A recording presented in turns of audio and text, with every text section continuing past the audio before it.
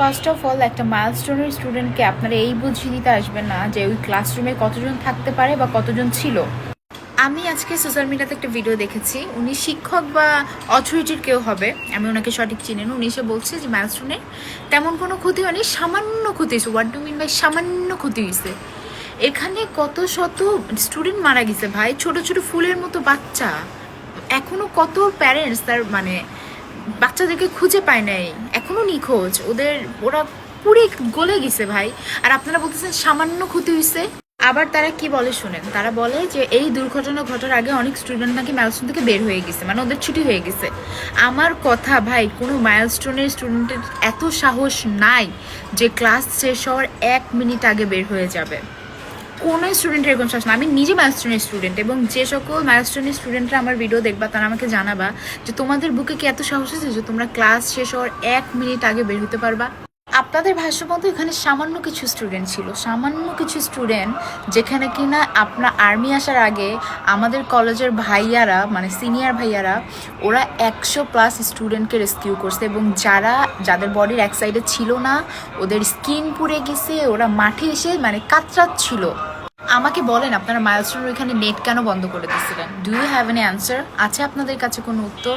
আমার মাথায় আসতেছে না যে ওইখানে যারা ছিল, যে ভাইয়া বা আপুরা ছিল, ওদের গায়ে হাত তোলা হয়েছে জানেন কেন?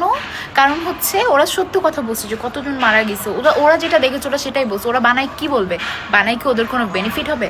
আর্মিরা সে সকল স্টুডেন্টকেও মারছে।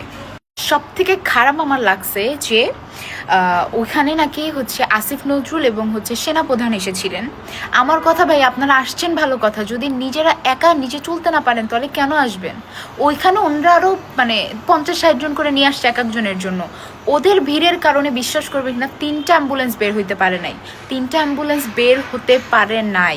ডু হ্যাভ এনি আইডিয়া ওই সকল বাচ্চাদের কেমন লাগতেছিল? আপনারা কি দেখাইতে আসছেন? এখানে কি মানে মেলা হচ্ছিল সামথিং, মানে ওখানে মেলা হচ্ছিল, আপনারা মেলা ঘুরে ঘুরে দেখতে আসছেন যে এখানে এইটা এই মেলা দেখার সময় না।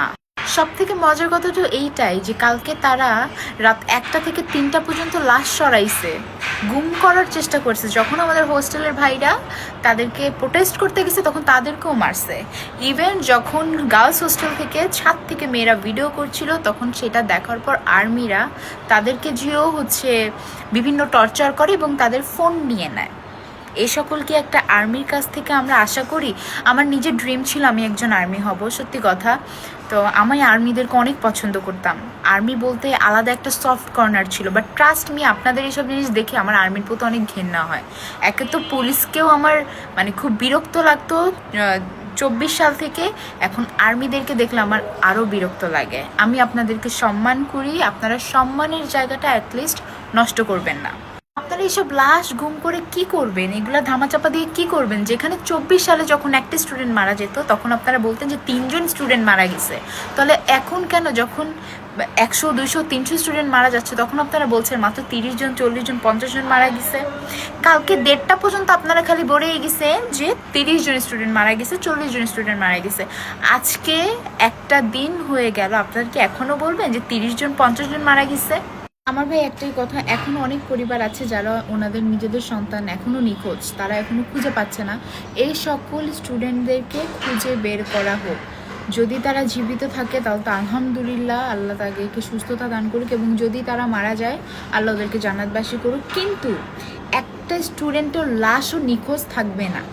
আপনারা লাশ নিয়ে রাজনীতি করে না। যে সকল স্টুডেন্টরা আপনাদেরকে এইসব চেয়ারে বসাইতে পারছে তারা আপনাদেরকেও নামাইতেও পারবে। সো একটা স্টুডেন্টের লাশও গুম থাকবে না, সে জীবিত থাক আর মানে মৃত থাক, তার প্রত্যেকটা লাশের হিসাব চাই। এবং কে কে সেই দিন স্কুলে প্রেজেন্ট ছিল, কে ছিল না, সকল ধরনের আইডেন্টিফাই আমাদের করতে হবে। সো আই গেস আপনারা বুঝতে পারছেন। Thank you.